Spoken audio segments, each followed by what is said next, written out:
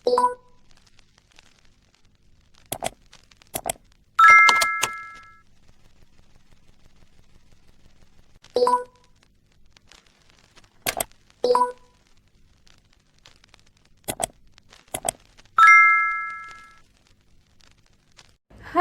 guys, jadi kita dari kelompok 5 Pancasila S1 Administrasi Rumah Sakit akan menjelaskan tentang apa sih itu HAM.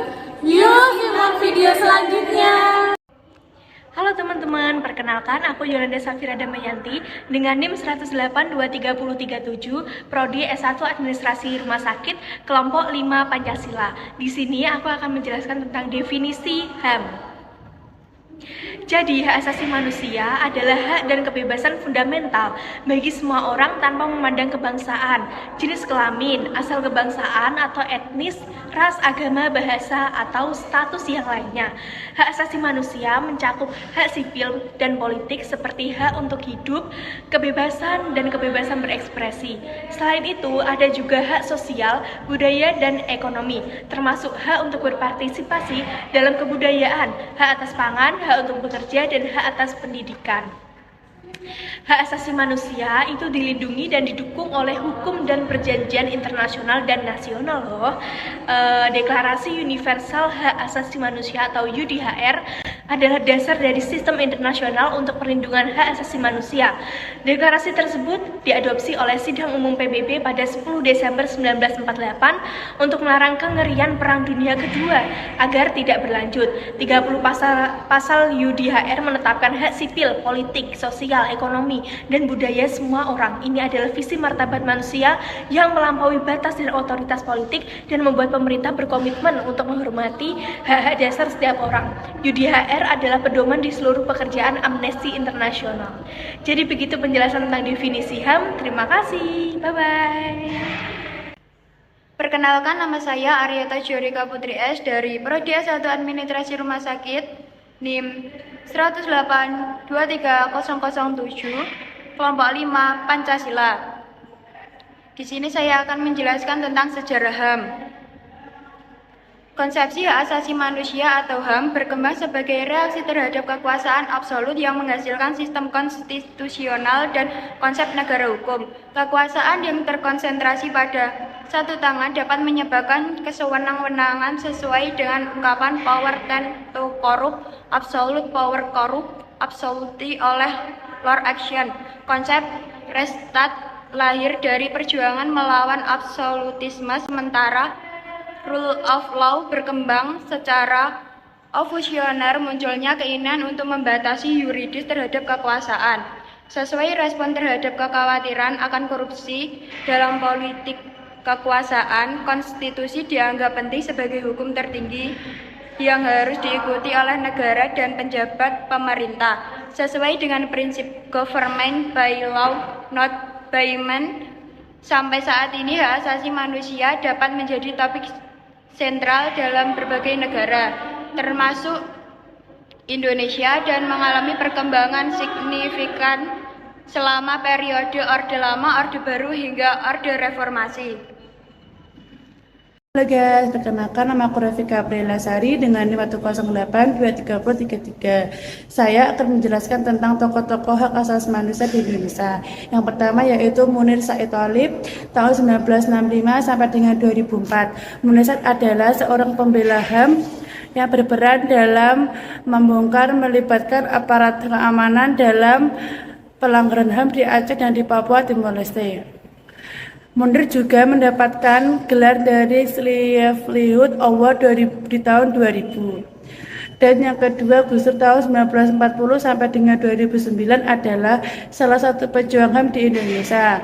Gus Dur mendapatkan gelar Bapak Tionghoa di Semarang 2004. Dan yang ketiga yaitu Yap Tien Hien, merupakan tokoh pejuang di Aceh yang lahir 25 Mei tahun 1913. Dan yang keempat Adnan Nasution tahun 1934 sampai dengan 2015 adalah tokoh advokat yang dapat memberikan bantuan hukum korban dari kesimpangan ekonomi, sosial, politik.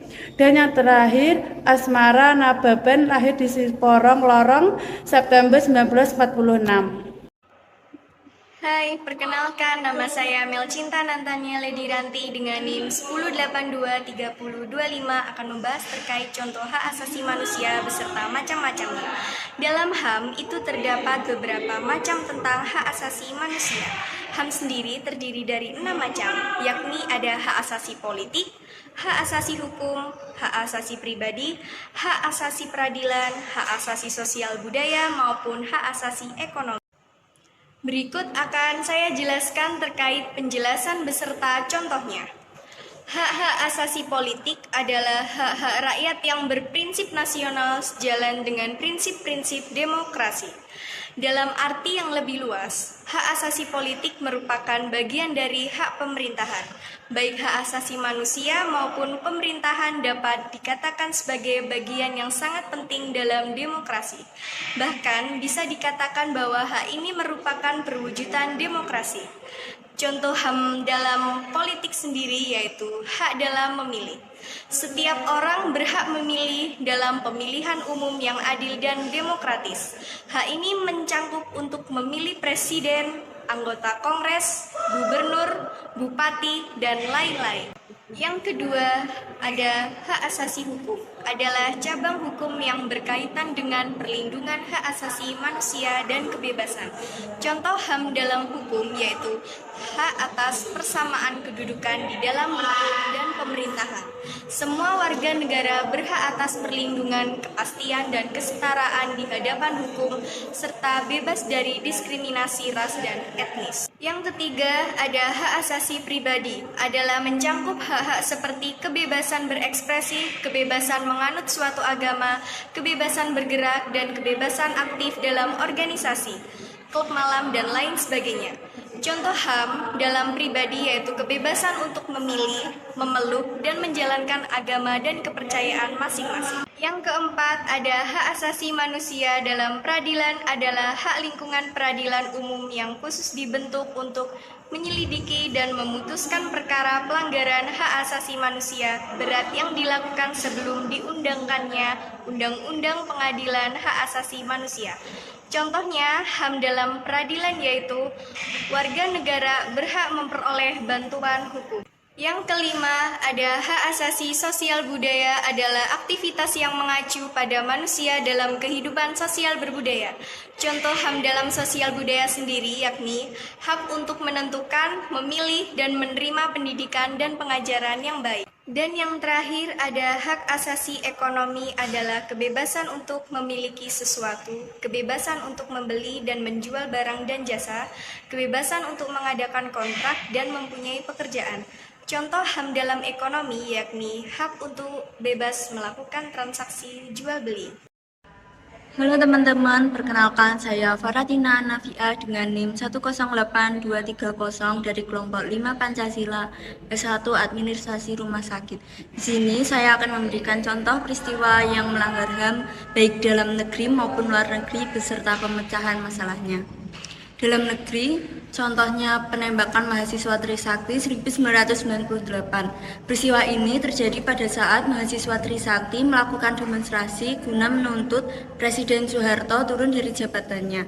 Tetapi, Mahkamah Militer hanya memvonis 2 terdakwa dengan hukuman pidana selama 4 bulan, 4 terdakwa lainnya divonis 2-5 bulan pidana, dan 9 orang divonis 3-6 tahun penjara. Luar negeri. Contohnya, rezim Benito Mussolini di Italia. Rezim otoriter pernah berkuasa di Italia sejak 1924. Aktor utamanya adalah Benito Mussolini, pemimpin fasisme di Italia.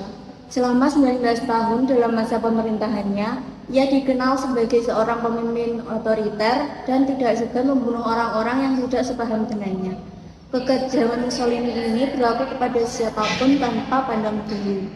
Selanjutnya adalah pemecahan masalah. Pemerintah tentu saja menjadi pihak yang paling bertanggung jawab ketika terjadi pelanggaran HAM. Maka, sebagai bentuk upaya untuk mengatasi permasalahan terkait HAM, negara membentuk sejumlah lembaga Komnas HAM dan pengadilan HAM. Beberapa hal yang bisa kita lakukan untuk meminimalisasi munculnya contoh pelanggaran HAM antara lain sebagai berikut. 1. Memberikan edukasi. 2. Melaporkan kepada pihak yang berwajib. 3. Memberikan dukungan kepada korban. Sekian dari kelompok kami. Apabila ada salah perkataan atau pengucapan, kami mohon maaf yang sebesar-besarnya.